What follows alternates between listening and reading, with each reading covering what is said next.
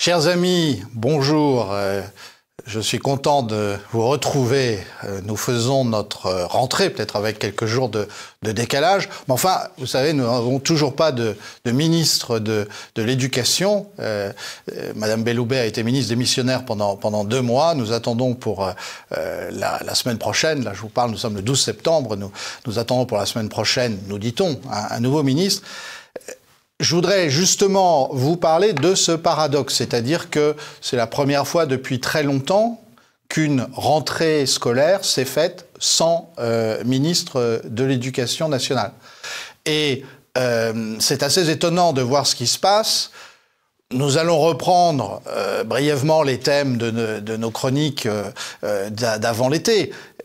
Vous vous rappelez le psychodrame sur les groupes de niveau, ce qu'on appelle les classes hétérogènes dans le jargon de l'éducation nationale. Eh bien, les syndicats représentant les enseignants, représentant les directeurs d'établissement ont été très heureux à l'occasion de la rentrée d'expliquer que 60% des collèges avaient continué avec des groupes hétérogènes, c'est-à-dire n'avaient pas fait de classe de niveau, c'est-à-dire qu'ils avaient désobéi au ministre Monsieur Attal et ensuite Madame Belloubet, même si Madame Belloubet leur avait dit vous avez du temps pour appliquer la réforme de mon prédécesseur.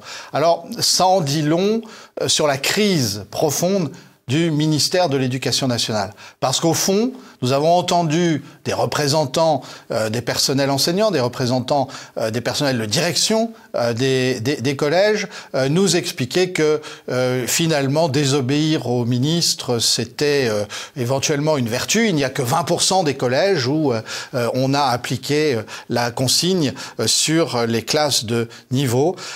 Ça pose une vraie question sur le rôle de l'Éducation nationale, sur un État qui finalement ne sait plus se faire obéir, mais sans doute parce qu'il est devenu obèse et que plus personne ne le respecte. Nous retrouvons en l'occurrence ce que je vous ai dit souvent tout au long de mes chroniques hebdomadaires l'année dernière. Il va falloir changer complètement le système.